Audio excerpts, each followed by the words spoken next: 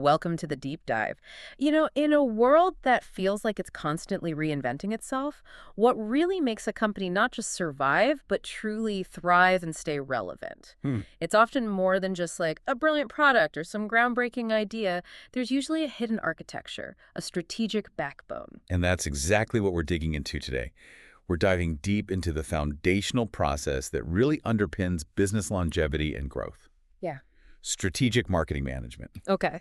Think of it as the ultimate blueprint that organizations use to plan, implement, and then critically evaluate their marketing strategies. Yeah. To stay not just in the game, but actually ahead of it. And to guide us on this deep dive, we're tapping into a really comprehensive instructor's manual on marketing strategies, seriously packed with practical frameworks, real-world examples, makes these big ideas surprisingly clear. We've pulled out the absolute best bits for you. Yeah, our mission today is basically to give you a clear, concise shortcut to understanding those essential elements that build a lasting competitive edge.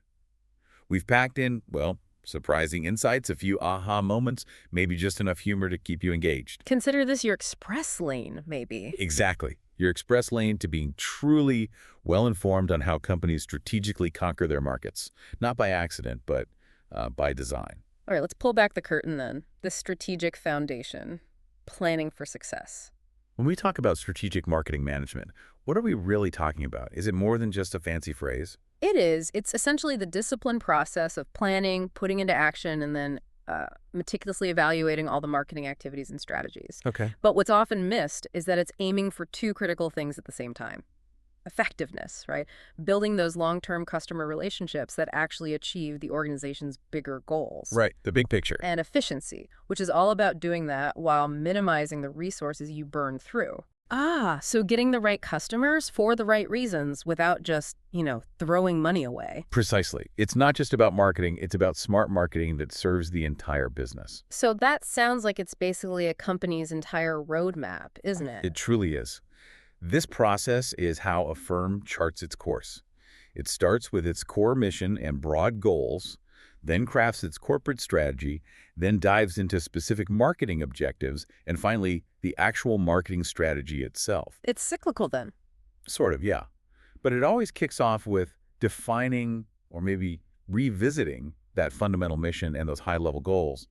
From there, you start building strategies at both the corporate level and the individual business unit levels. And a really crucial step in this whole journey is that analysis phase, right? Before anyone even starts brainstorming campaigns. Oh, absolutely. It's like a doctor doing a diagnosis before prescribing anything. You have to analyze the company's internal strengths and weaknesses, what you do well, what you could improve. The honest look in the mirror. Exactly. And then you have to rigorously identify the external opportunities and threats swirling around out there in the market. New tech, shifting consumer trends, fierce competition, regulation. All that external stuff. Right. And here's a critical insight. Every single functional area within the company, manufacturing, HR, finance, everyone needs their objectives to align with and support those overarching goals. Everything has to be market-oriented. Makes perfect sense. Everyone needs to be pulling in the same direction. And you mentioned the guiding star for all of this is the mission statement. But what makes a good mission statement? Not just fluff. Yeah, a good mission statement isn't just a feel-good slogan you put on the wall. Yeah. It's a long-term view, a Right. vision of what the organization really aspires to become. Okay. And crucially, it answers two fundamental questions. Who are our customers? And what is our core competency? What are we uniquely good at? Right. It's from this bedrock, this foundation, that all the specific, measurable goals are derived. It should act like a constant compass for decision-making. I find it fascinating how these mission statements aren't set in stone. They evolve. Look at Intel, for instance. Oh yeah? Great example. Back in 1995, their mission was super specific. Preeminent building block supplier to the computing industry. Pretty narrow. Focused, yeah. Then by 2000, the internet boom. It broadened to include the worldwide internet economy. Makes sense. Adapting. But then fast forward to 2014, and it's shifted dramatically again. Delight our customers, employees, and shareholders by relentlessly delivering the platform and technology advancements that become essential to the way we work and live. That's a huge shift, much more holistic. It really shows adaptability, mirroring how their business totally changed. It truly highlights that a mission statement should be a living document, not just filed away. And to think about companies like, say, Ben& Jerry's or New Belgium Brewing. They're known for high ethical standards. No. Their mission statements aren't just words. They actively guide their decisions. They're often balancing social impact, product quality, and economic returns right there in their core purpose. It's not just about what they sell, but how they operate. The values are baked in. So once that guiding star, the mission, is set, how does the strategy actually filter through an organization? Does it just sort of cascade down from the top brass? Well, traditionally, strategic planning often did start at the corporate level. Yeah. And then it flowed kind of sequentially down to the business unit level, and then finally to the marketing level. The old top-down approach. Right. But here's a crucial modern trend. Increasingly, strategies move in both directions, up and down. Organizations are actively tapping into expertise and insights from all levels Oh, interesting. Why? because they recognize that, a frontline employee might have a critical insight about a customer need or a market shift that a C-suite executive disconnected from the day-to-day just wouldn't see. This two-way flow often leads to much more robust, more realistic strategies. That's smart. Keeps plans grounded in reality. So, okay, at the very top, we have corporate strategy. What's its main focus? What kind of decisions happen there? Corporate strategy is about the big picture resource allocation. It dictates how a company's broad resources, marketing budgets, production capacity, R&D money, human capital, the whole lot, are marshaled to achieve those overarching organizational goals. The really big levers. Exactly.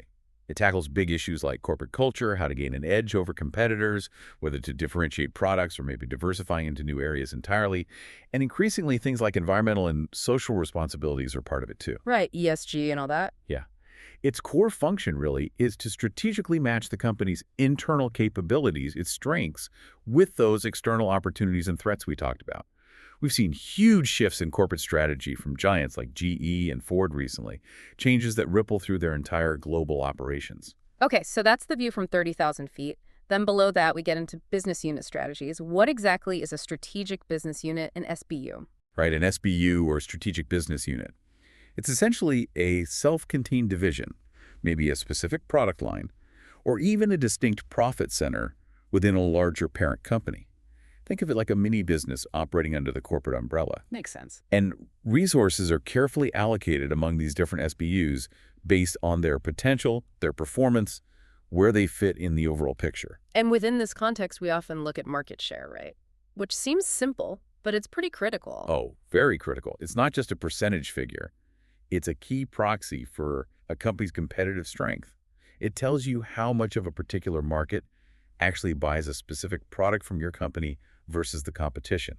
It's a fundamental measure of success in a specific playground. This is where that famous Boston Consulting Group matrix, the BCG matrix, comes into play, isn't it? I remember that from business school. It's a really insightful way to manage a whole portfolio of these SBUs or products. It truly is. The Market Growth Market Share Matrix, BCG, it's a brilliant diagnostic tool. Super simple visually, but powerful. It plots products, or SBUs, based on just two dimensions: their market's growth rate, how fast the whole pie is expanding, and their relative market share, how big your slice is compared to your biggest competitor. Okay. And by putting all of an organization's SBUs and products onto this single matrix, managers can quickly compare and evaluate them. It classifies them into 4 distinct types. All right, let's unpack those 4 quadrants. First up, we have the stars. Sounds glamorous. They are, in a way. Stars have a dominant market share, meaning they're a leader and they're in a high-growth market. So strong growth prospects, they're your future leaders. So pour money into them. Well, here's the counterintuitive part. While they represent massive potential, stars typically consume more cash than they generate. Really? Why? Because they constantly need reinvestment to fund that rapid growth. Maybe build more capacity, fight off competitors trying to grab share in that expanding market.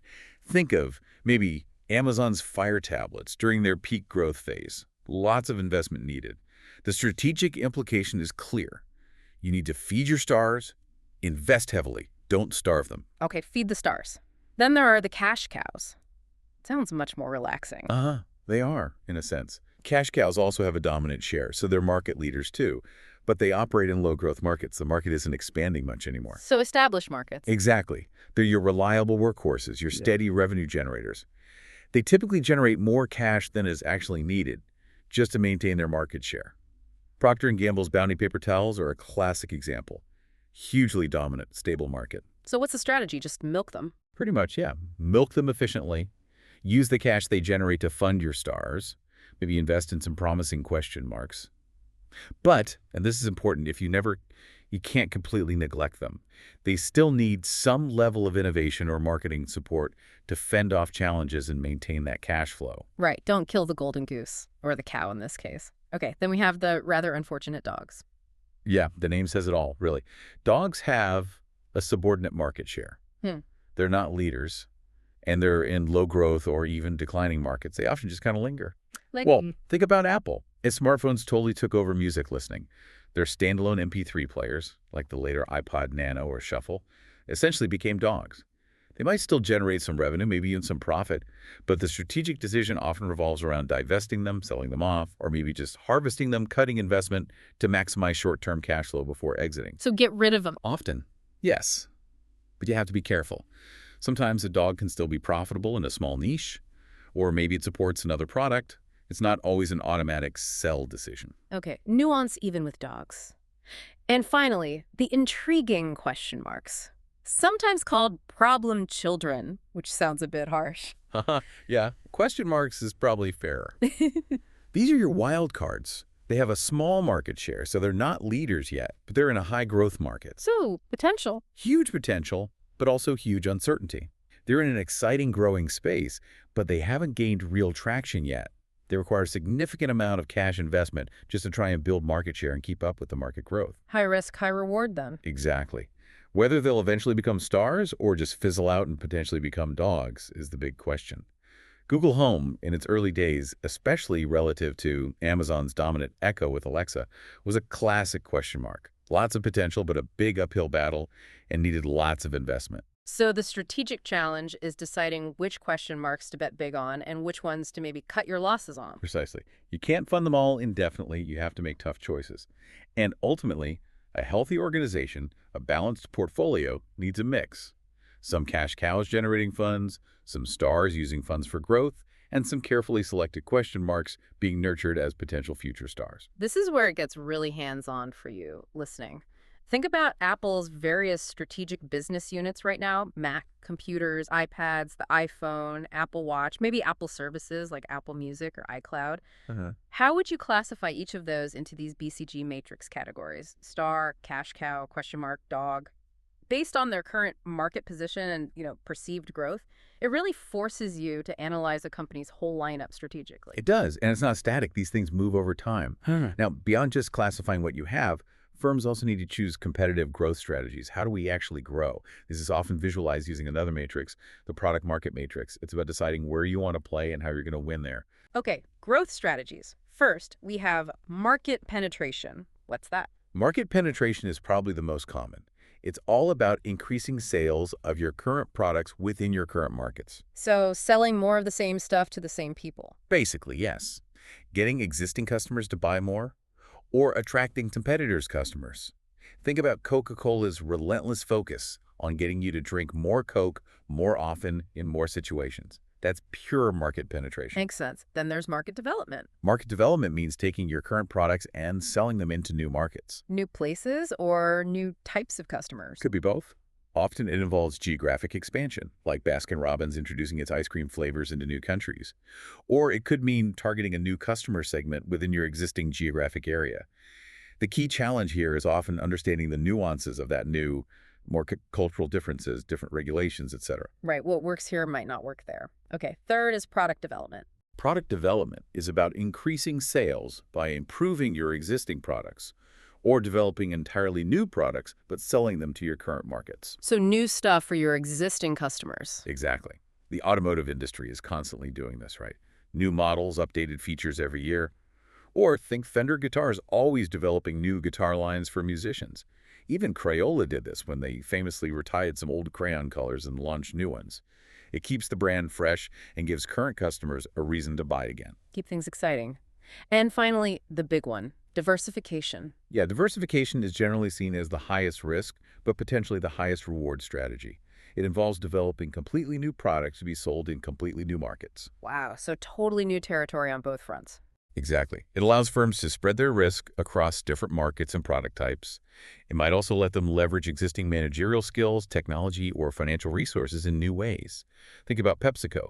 They started with soda, but now they're huge in snacks with Frito-Lay. That was diversification. Or Polaris Industries, starting with snowmobiles, now making motorcycles, ATVs, boats, totally different products for different markets. Spreading the bets. Okay, that covers growth. Now let's talk about that crucial self-assessment piece and spotting opportunities. It sounds like strategic planning isn't just about what you want to do, but what you can realistically do given your resources and what the world around you actually allows you to do. Precisely. You nailed it. Strategic planning absolutely must begin with that deep dive into the overall marketing environment we touched on earlier. The external factors. Right. The economic climate, competition, political shifts, legal stuff, new tech, sociocultural trends, all of it. But just as critically, you have to assess your company's own internal resources. What you've got to work with. Exactly. Your financial health, the talent of your people, the strength of your customer satisfaction and loyalty, your brand reputation, any goodwill you've built up. Wow. It has to be a really honest appraisal of your capabilities. So it's about figuring out what you're truly exceptional at. Right. What are your core competencies, and how does that give you an edge over the competition? Exactly right. Core competencies are those distinctive capabilities, those things a firm does incredibly well. Often they're things that are really difficult for competitors to imitate or replicate, and that's what gives you a sustainable advantage. Can you give an example? Sure. Think about McDonald's again. A core competency isn't just making burgers fast.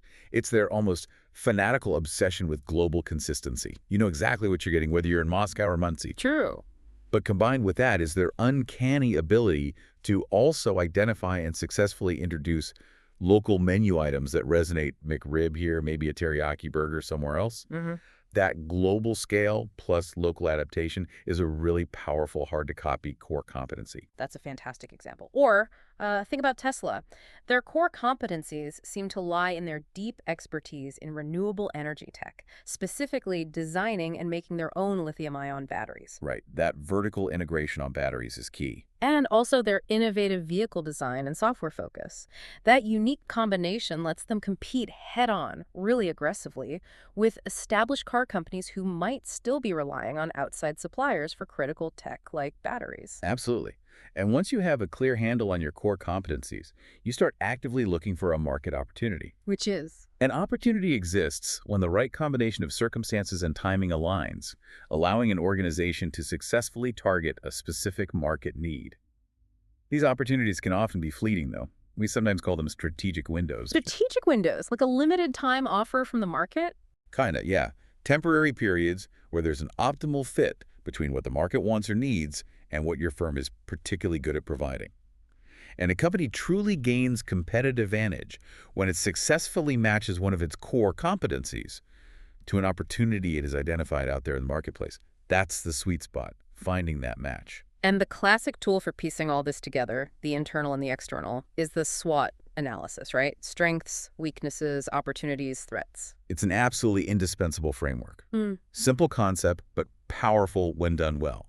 So strengths and weaknesses are internal to your organization. What you control. Right. Strengths are your competitive advantages, things you do well. Weaknesses are internal limitations you need to address or work around. And crucially, both should always be viewed from the customer's perspective. What do they see as your strengths and weaknesses? Good point. And opportunities and threats. Those are external factors. Things happening out in the environment that affect pretty much all organizations in your industry or market. Opportunities are favorable conditions, potential areas for growth or reward. Threats are potential barriers, challenges, things that could derail your objectives. So the goal of doing a SWOT is what? Just listing them? No, not just listing. The real goal is to strategically align them. You want to match your internal strengths with external opportunities. That's how you create powerful competitive advantages. And ideally, you also want to find ways to convert your weaknesses into strengths, maybe through investment or partnerships, and turn external threats into potential opportunities, perhaps by innovating or changing your approach. It's like a dynamic puzzle you're constantly trying to solve. There was a really insightful example of this in action a few years back. CVS's decision to completely eliminate tobacco products from all its stores. Oh yeah, huge move. If you look at it through a SWOT lens, their strength included better alignment with their stated mission, helping people on their path to better health, And it was a very bold, potentially brand-enhancing strategic stance. Definitely got attention. A clear weakness, though, was the massive hit to revenue estimated at like $2 billion in lost annual sales from tobacco. That's not insignificant. Huge weakness financially. But the opportunities were also significant. Stronger support and potential partnerships with healthcare providers, praise from consumer advocates, plus aligning with the broader societal trend of declining tobacco use. Riding a wave, potentially. And the threats, well, obviously alienating their smoking customers who might go elsewhere for everything, and maybe the ironic threat that other competitors like Walgreens would eventually follow suit, eroding any unique advantage CVS gained. It's a fantastic case study in strategic trade-offs based on a SWOT-like analysis. It absolutely is. Shows the complexities. And for you, the listener, think about this. What if you were to do a quick personal SWOT analysis right now, say, for getting a great job after graduation, or maybe switching careers? What would be your unique strengths? What weaknesses might you need to work on? What opportunities do you see in the job market or your field? And what threats, maybe economic uncertainty or new technologies, might impact your search? It's a surprisingly powerful way to apply this strategic thinking to your own goals. That's a great exercise. This whole assessment phase also brings up a really critical decision in business strategy, the timing of market entry. We hear a lot about first mover advantage, but there's also late mover advantage. Indeed, they both have pros and cons. A first mover advantage is, well, what it sounds like, the ability of an innovative company to achieve long-term competitive advantages by simply being the first one to offer a certain product or service in the market. What are the benefits of being first? They can be huge. You get to build a reputation as a leader, an innovator. You might face less competition initially, allowing you to grab significant market share. You can foster strong brand loyalty before others even show up. And maybe you can lock up key resources or protect trade secrets or patents. Sounds great. What's the catch? The risks are equally high, often higher. They're usually massive initial costs for R&D, market education, building infrastructure. Sales might grow much slower than anticipated while the market is still developing. And there's a significant risk of outright product failure because, well, you have no blueprint to follow. You're making it up as you go. So it's definitely not always a guaranteed win just to be first out of the gate. But then there's the flip side, the late mover advantage. How does that work? Exactly. The late mover advantage is the ability of companies that enter the market later to achieve long-term competitive advantages, precisely because they weren't the first. What are their benefits? Well, they get to learn directly from the first mover's mistakes, which is invaluable. This can lead to improved product designs, more refined marketing strategies, maybe a better understanding of customer needs. They often face lower initial investment costs, because things like market awareness or some infrastructure might already exist. The first mover educated the market for them. In many cases, yes. There's generally more market certainty for late movers. They know a market exists, and the buyers are often more educated about the product category. Okay, but there must be downsides to being late, too. Absolutely. The big risks are that the first movers might have already locked up crucial patents or established proprietary technology, making it hard to compete technically. And perhaps most importantly, it can be incredibly difficult and expensive to convince consumers to switch away from an established brand they already know and trust. That first mover loyalty can be a high wall to climb. The timing of market entry first, second, even later is genuinely one of the trickiest, most critical strategic decisions a company makes. That's a fascinating tension. Think about Google Home entering the smart speaker market well after Amazon's Echo with Alexa was already dominant. Google arguably had a late mover advantage in terms of seeing what worked, maybe improving the tech. Right, learning from Amazon's experience. But they faced that huge challenge of overcoming Alexa's head start and user base. This also makes me ponder a company like Crayola again. They have that undeniable, massive first mover advantage in the physical crayon market. But the question is, can they effectively transfer that powerful brand association and competitive edge to completely new arenas, like creative and artistic products for today's digital-savvy consumers? Think coloring apps, digital art tools. Does the Crayola name still hold the same magic there? It really makes you think about brand adaptability across time and technology. It's the constant challenge of staying relevant, isn't it? Leveraging your past without being trapped by it. Yeah. Okay, so we've assessed, we've looked for opportunities, we've considered timing. Now let's talk about crafting the actual marketing attack plan, starting with something really fundamental: setting clear marketing objectives.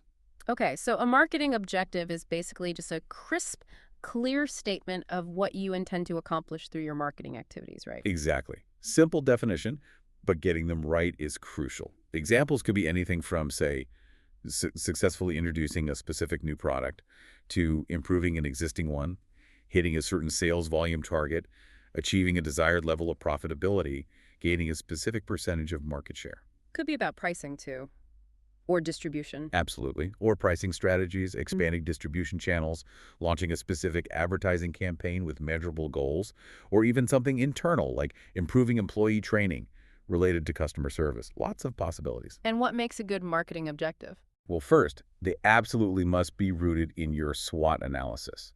They should be designed to match your strengths to opportunities, help eliminate weaknesses, and minimize threats. They need to be clear and simple so everyone understands them. They have to be measurable. You can't manage what you don't measure. Critical point. They should specify a time frame by when do we achieve this.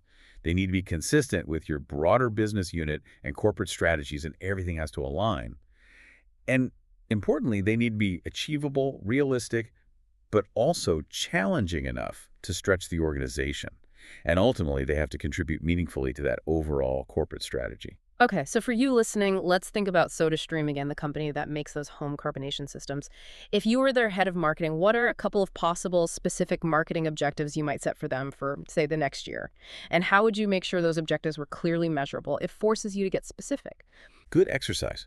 Now, from those rock-solid objectives, you then build your actual marketing strategy. This is really the core of it, the art and science of selecting your target markets, and then painstakingly crafting a marketing mix specifically designed to satisfy their unique needs and wants.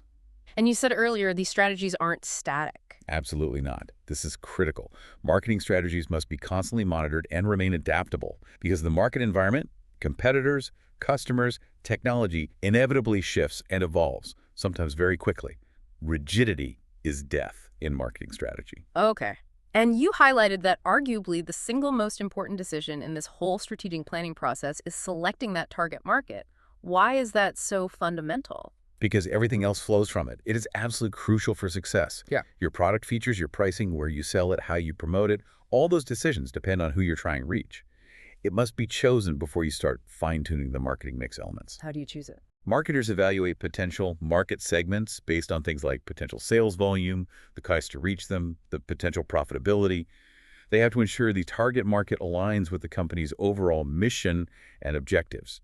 And of course, they assess whether they have the resources, money, people, expertise needed to create a marketing mix that will actually win over that segment.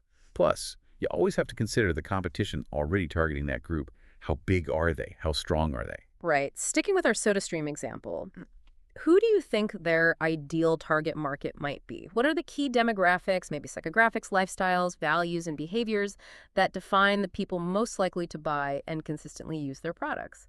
And why choose that group? Good questions to ponder. Because once that target market is squarely in your sights, then comes the really creative and tactical part, assembling the marketing mix. What we famously call the 4Ps: product, price, place, or distribution, and promotion. The tactical toolkit. Exactly. And here's the kicker. The effectiveness of all your decisions about the 4Ps is entirely dependent on how deeply and accurately your organization understands its chosen target market. It all comes back to the customer. Always. That understanding comes from in-depth research into their demographics, their changing needs, their preferences, how they make buying decisions, where they get information, the whole picture. And these 4P decisions need to align upwards, too. Absolutely. Every single decision within the marketing mix.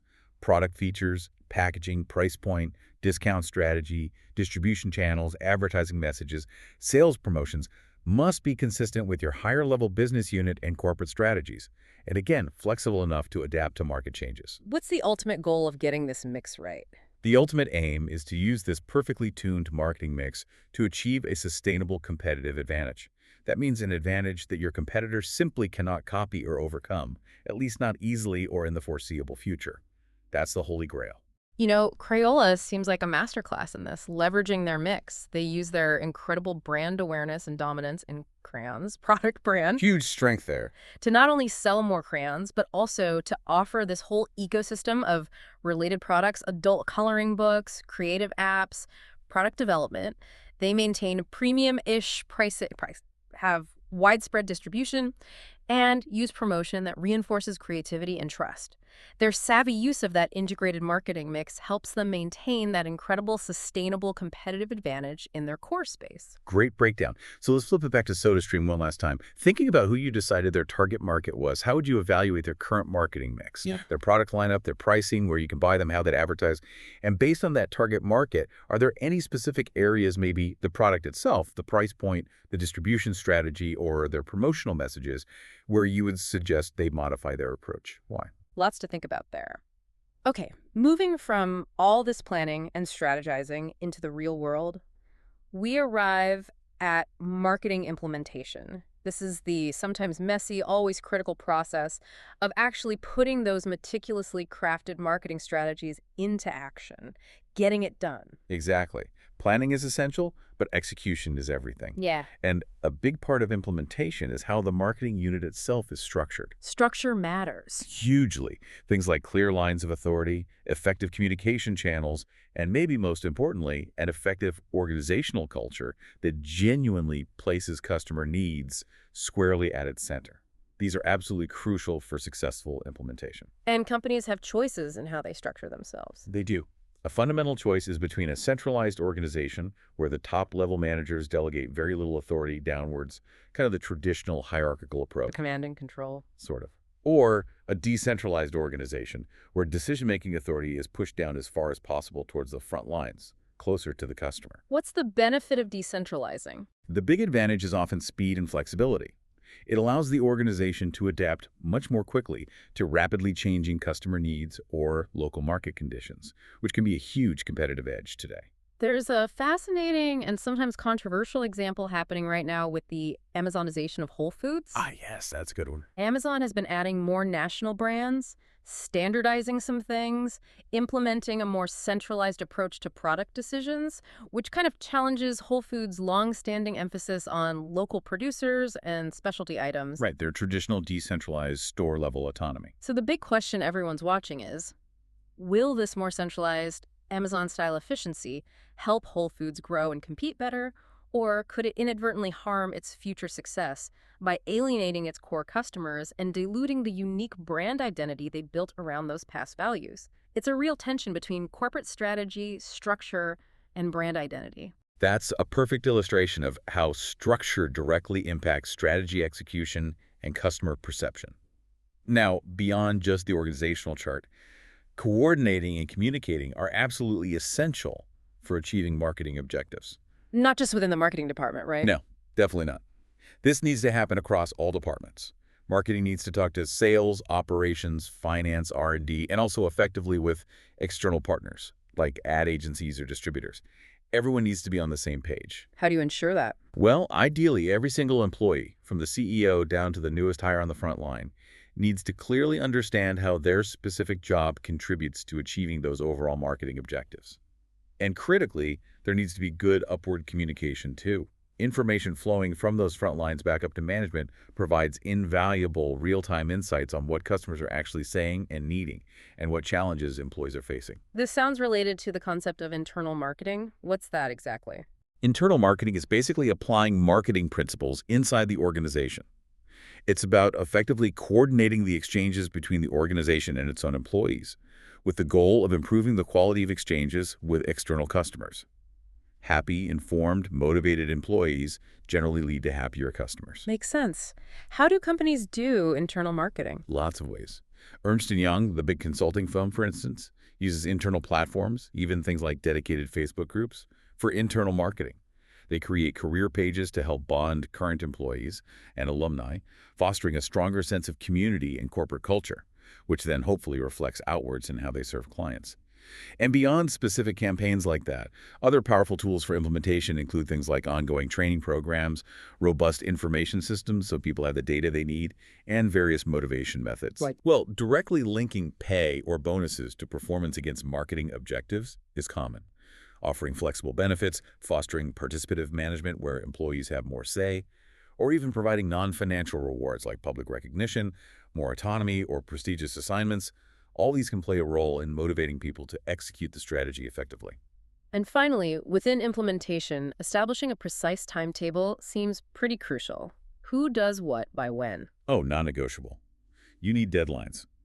Employees need to know their exact responsibilities and, crucially, when things need to be completed. This typically involves breaking the strategy down into specific activities, estimating the time each will take, figuring out which tasks have to happen sequentially versus which can happen simultaneously, ordering all the activities logically, and then assigning clear responsibility for each step. Sophisticated project management software can actually help a lot with managing these complex schedules. Okay, so the plan is meticulously crafted, it's being implemented with clear roles and deadlines. But how do you know if it's actually working? This brings us to the vital step of evaluating strategies, essentially checking the compass regularly to see if you're still on course or if you need to make adjustments. Exactly. Strategic performance evaluation isn't something you just do at the very end. It should be an ongoing process. It generally consists of four major elements that form a continuous feedback loop. Okay, what are they? First, you have to establish clear performance standards. What does success look like, specifically? Second, you need to accurately measure actual performance against those standards. Third, you compare that actual performance with your predetermined standards. And fourth, and most importantly, you modify the strategy, or maybe even the standards, if needed, based on that comparison. It's a cycle. Let's break that down. First, establishing performance standards. What exactly is that? A performance standard is simply an expected level of performance that you use for comparison. It gives you a benchmark. This could be anything from, say, a specific percentage reduction in customer complaints to hitting a certain sales quota per territory or achieving a defined increase in the number of new accounts acquired. And where do these standards come from? They're almost always directly or indirectly derived from those marketing objectives we talked about setting earlier.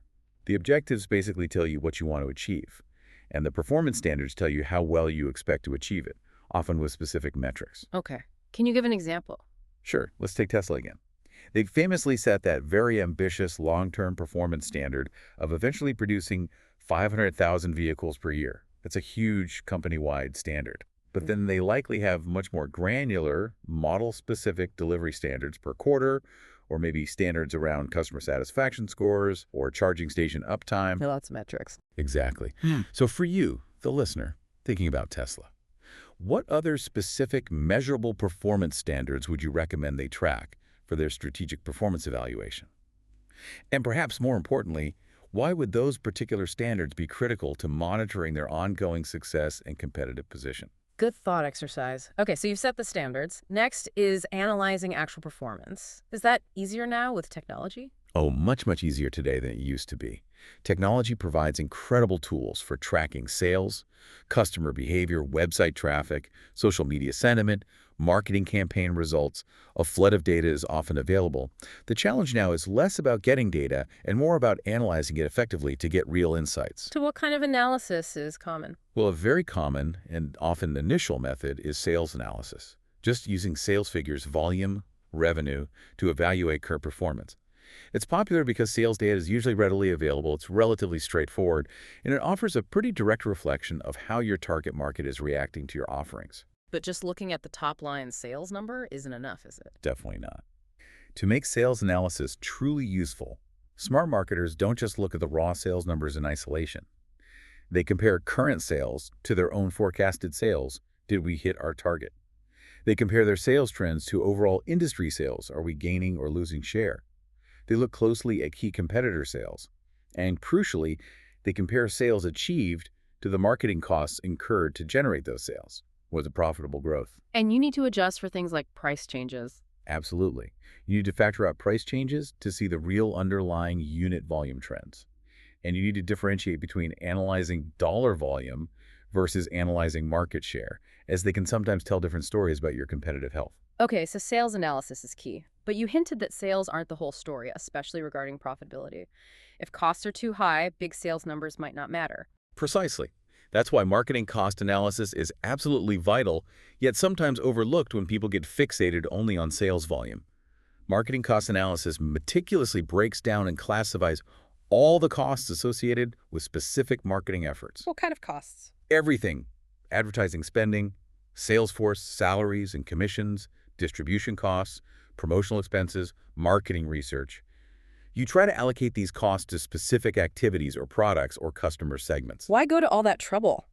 Because this detailed breakdown helps pinpoint which customers, which products, or which geographic areas are truly profitable for the company and which ones might actually be draining resources, even if they generate sales. Understanding and rigorously managing these costs, finding efficiencies, provides a significant competitive advantage because, as you said, a high sales strategy might look great on the surface, but could be far too costly to be genuinely effective or sustainable long term. So you need both sides of the coin, sales and costs. Definitely. Comparing your costs against industry averages can also be insightful. And rigorously differentiating between fixed costs like rent or salaries and variable costs like materials or commissions is fundamental for understanding profitability drivers. This cost analysis provides crucial financial insights that often get overlooked in the simple pursuit of bigger sales numbers. Okay, so you've set standards, measured performance, sales, and costs. Now the final steps. Comparing actual performance with standards and then making changes. Right, closing the loop. It sounds obvious, but the critical part here is understanding why performance met, exceeded, or fell short of the standard. Was the strategy itself flawed? Was the implementation poor? Did something unexpected happen in the market environment, a new competitor, an economic downturn? Or maybe, just maybe, was the original standard or objective itself unrealistic to begin with? So you might need to adjust the target, not just the strategy. Exactly. Sometimes, based on what you learn from actual performance and changing market realities, the marketing objective itself might need to be altered to be more realistic or relevant. It's a continuous cycle of planning, doing, checking, and adjusting. Learning and adaptation are key. And this entire strategic planning process we've walked through, from defining the mission, doing the SWOT, setting objectives, crafting strategies, implementing them, and then evaluating. It all ultimately culminates in what's known as the marketing plan, right? It's the living document that pulls all these threads together. Yes, exactly. The strategic planning process yields the marketing strategy, and that strategy then forms the very framework for the marketing plan. Think of the plan as the detailed written documentation of that strategy. So what is a marketing plan specifically? It's a comprehensive written document that details all the specific marketing activities that need to be performed to successfully implement and then evaluate the organization's marketing strategies over a defined period, usually a year. What are the benefits of actually writing this down? Why not just keep it in people's heads? Oh, the benefits of a formal written plan are immense. First, it provides a uniform vision across the company, gets everyone on the same page about where marketing is headed. It acts as a clear basis for internal communication. It explicitly delineates who is responsible for what tasks. It outlines schedules and deadlines. It clearly presents the objectives and the standards for measuring success. It helps in allocating critical resources like budget and people effectively. And it provides the baseline for monitoring performance and making adjustments. Can a company have more than one? Oh, definitely. A large company might have an overall corporate marketing plan, but then separate, more detailed marketing plans for each business unit, or even for specific brands or products within those units. The key is that every marketing plan must align with the broader corporate and business unit strategies. And crucially, it needs to be shared transparently with all the key employees who have a role in making it happen. And it's not set in stone once written. No, absolutely not. While the plan provides essential strategic direction and a roadmap, the day-to-day implementation always requires flexibility and adaptation in response to immediate market issues or opportunities that inevitably pop up. It's a guide, not a straitjacket.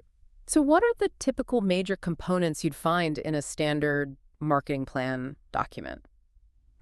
Well, they usually follow a pretty logical structure. Typically, you'll start with a concise executive summary, maybe just 1 or 2 pages, hitting the highlights for busy executives. Just a quick overview. Right. Then comes the environmental analysis.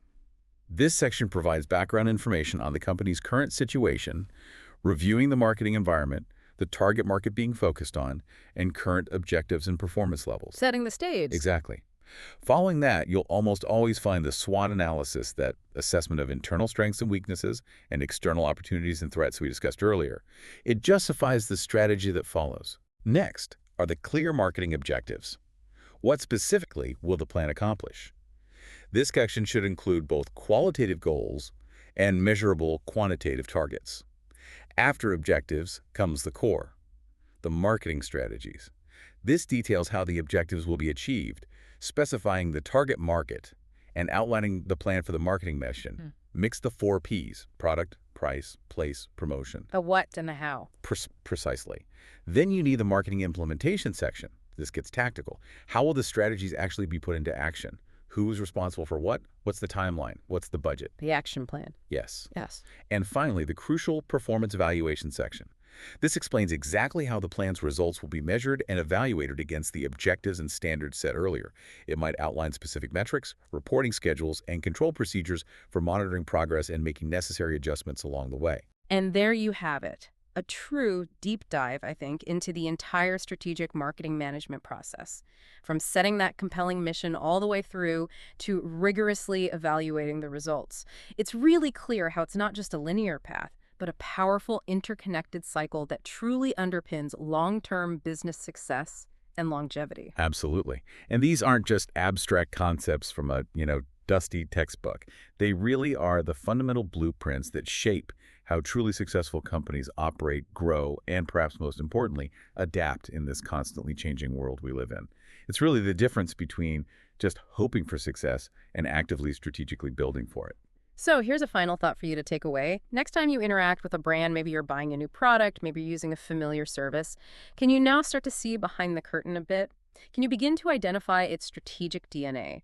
Where do you think they are strongest, or perhaps where are they most vulnerable in this continuous strategic cycle we've explored today?